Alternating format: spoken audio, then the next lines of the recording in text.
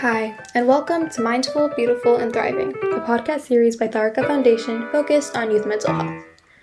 Before we begin today's episode, I just wanted to let you all know that all content that is found in our podcast is created for informational purposes only. This content is not intended to be a substitute for professional medical advice, diagnosis, treatment, or therapy. Always seek the advice of your physician or other qualified health provider with any questions you may have regarding a medical condition, and never disregard professional medical advice or delay in seeking it because of something you have heard in this podcast.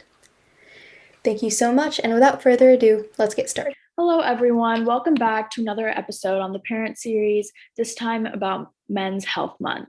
So today we're going to be interviewing Ajit Shanware. Would you like to introduce yourself? Yes. So my name is Ajit. I'm Krupa's dad. It's such a pleasure to actually talk to Krupa, especially on a topic which is about men's health. So I'm kind of curious what questions she has, and I will be happy to answer the questions as much as I can. Yeah. So today we'll be talking just about men's health in general, about eating, exercising, and just what men in general can do to stay healthy. So what are some ways that you stay healthy? Yeah, it's important. I can give you a context. I'm a 50-year-old male coming from a South Asian kind of background.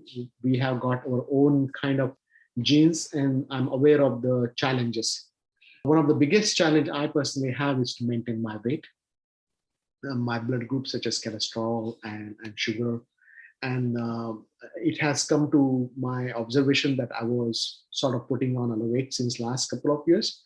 And so I made a habit now to actually take care of myself. Especially, I have begun to go for a run. Every day I go out for a run for probably around 2 miles. That's the first thing I do in order to kind of get my kind of weight in control. But at the same time, I do feel really great. That is, the day is usually fantastic. I feel fresh, I feel rejuvenated. So that's one thing I do practically every day if I'm not playing golf. Okay.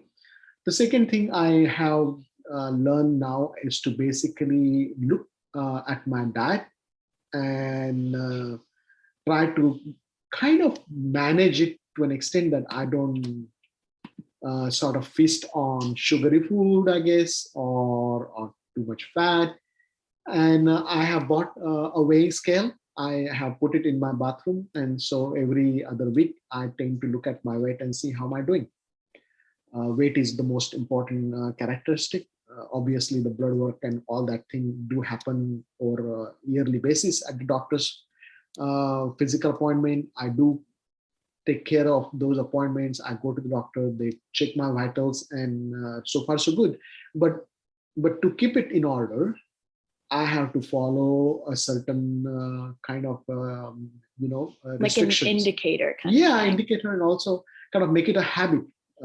I don't want to be doing this as a part to achieve any number per se, but I'm trying to make it as a part of my lifestyle. That is, going out on a run for me should be a fun as opposed to just reducing the weight. Yeah. And I told you it's about mind and body. So what is helping my body is also helping my mind. And that seems to have worked very well. This is my third year now, maybe 3.5 years that I have been running. And a lot of things have become better for us, for me at least. So far so good. Yeah. So in terms of your eating, do you think that you've had to kind of change the way you eat drastically, or has it more just been like slight restrictions over time? I think I would say that both. That is, I'm not going out to a buffet, for example, right? What used to be my college days where we would go all you can eat buffets. I'm no longer going there. I'm even at home. I think and it's very difficult for me to actually say this, and it's very difficult to do it. What good is of a taste need not be the requirement for filling. Like, what you like is what you will not consume in all. Like, you have to eat salad, you have to eat vegetables, and you can eat sugary food. That's what I'm trying to do. Sometimes I do have my share of ice creams and milkshakes, but I tend to eat it for the taste, not to just fill myself. It's a part of my gene. I do like sweet. I like salty food, but I'm trying to eat that in moderation. Mhm. And it's always a work in progress. You can see if I'm not properly working out, or if I'm indulging myself in the food, I do see it sometimes in my weight gain. And so, I try to remind myself, like, yeah, I have to work on it. Yeah.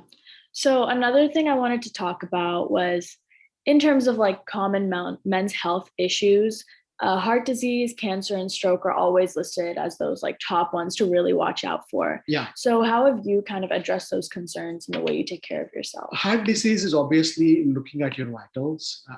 My doctor is aware.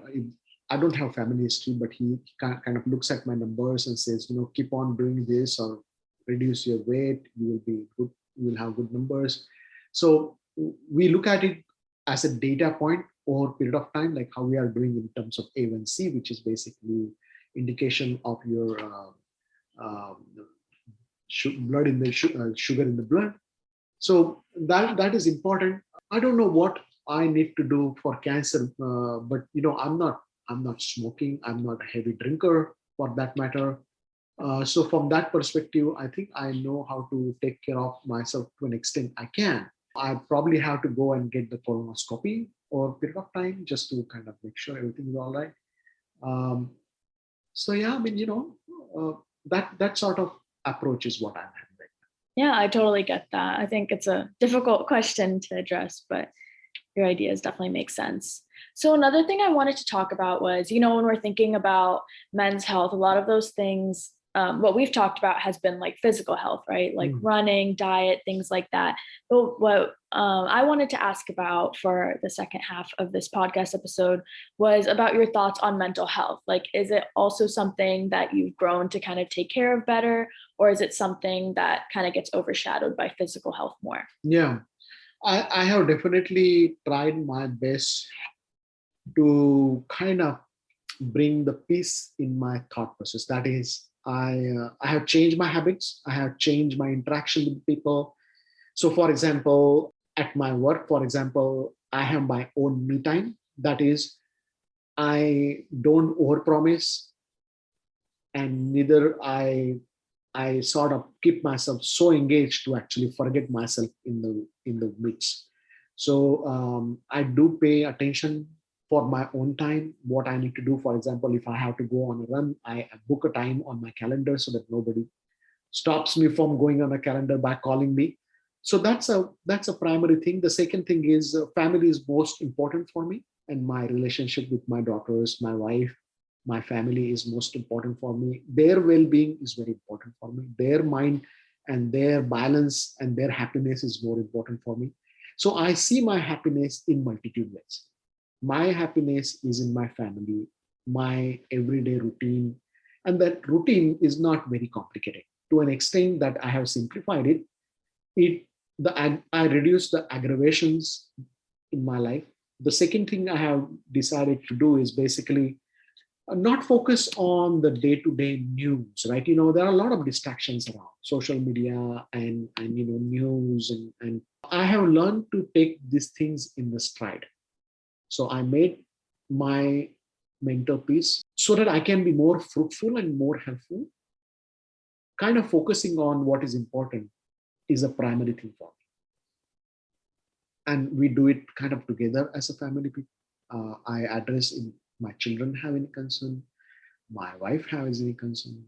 I share sometimes the challenges I have. That open environment we have at home is very important, to be able to share your sort of challenges. And then the second thing is I have reduced the expectations part of it. A lot of times and previously in my life, I used to challenge myself and expect a whole lot. And not that I'm kind of given up on myself, but part of it is that when you expect a whole lot from yourself, you are trying to put yourself on a permanent treadmill. And that I'm trying to avoid for myself, my family, and anybody around.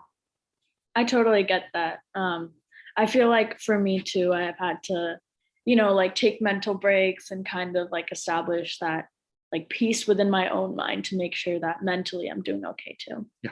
So one of the last questions I had for you was, How has your perception of health and of wellness changed over the years? I mean, we know you've talked about how like physically there's some changes you've made, but just your perception of it generally, how do you think it's changed? Indeed. I mean, as we were in the college and as I was graduating, going to work, the well-being was like, oh, we should look physically fit, right? That probably was the fact of the matter is when you have a whole lot of things going on in your life, particularly at work, at family, there are haves and have not, and there are things where you can get it and you cannot get it. In many ways it has an effect on your mind, and mending your view of the world in support of your total well-being is what I learned over a bit of time. That is, I'm not focused on money part of my life. I'm not focused on my desires are not singly focused. Let me put it that way. I'm not saying I don't have desire, but I have balance of them. And in a scheme of things, I have been able to tell myself that the time passes, the moment goes on, and life goes on to an extent that I have learned, and it's kind of an ongoing process. I'm not saying that I have reached a nirvana of time, but that seemed to be the case. I don't try to kind of expect too much from people. And not that I'm saying that I have given up on people. It's sort of reaching the balance, to be very frank. Right? My daughters are most important for me. So there I start with like, how are they doing is really from their physical and mental health from perspective. And that is most important. Same is goes with my wife. So is good for me too. And then the priorities kind of go down because they are not important for me. And that seems to be a case in my family. I intend to keep it that way to an extent that we are a happy family. And I would encourage even my children and maybe their friends and their families to actually follow the same. Yeah, I really like that. I think having it be so balanced, it also means that, those little individual things like at work or something random doesn't affect you quite as much. And I think that's really valuable to have in your toolkit. So now that we're starting to wrap up, do you have anything else that you'd want to tell our male listeners about improving their health, especially if we have a lot of young listeners, people who are kind of realizing that they need to focus on their health more? What would you like to tell them? I would say for young folks, and having been the young one many, many years ago, I would say that having a perspective is the most important thing you can have. At this moment, you are excited about new things. I was also excited about new things. You probably pursued and you wanted few things in your life that seem to be like a very big deal at the moment. But you have to understand that the life is all about a balance. There are many things that are going to go with your expectations, and there are many things that may not turn out to be according to your expectations, right? But I think you have to give yourself a chance, in a sense, to succeed in life. That is, don't give up on things, right? The greatest lesson I recently learned comes from the mistakes you have made, right? And frankly, as I'm 50-year-old, let me just be honest with you, I make a lot of mistakes. But taking a stride and say, oh yeah, this didn't work. Maybe there are other ways of doing it. Maybe next time I can do it better. So life is all about the opportunities you are going to get. Okay. And it's about pursuing those opportunities to an extent you can, and taking things in stride. Some of these things are going to work, some of things are not going to work. Not everybody is going to become doctor. We don't want everybody to become doctor, by the way. Not everybody is going to become engineer. Not everybody is engineer anyway. There are many things out there that you can do, and we would like you to do to be successful in your life. So to an extent, for my young folks, I can tell you that life awaits you to give you so many responsibilities. Just wait. They are coming. You're going to like it, and you will live a way more happy life. Yeah, that's really valuable. I'm glad you could share that. I think especially like for me, even like someone who's obviously not a male person, it's really valuable to hear about these things. Of course, like I can't be in your head, I can't be in like the guy population's brain. So it's really, really nice to get a different perspective. And I hope that our listeners who aren't men can also gain something from this. Perfect. Thank you, Krupa. Yeah. Thank you for sharing these questions and letting me share my thoughts.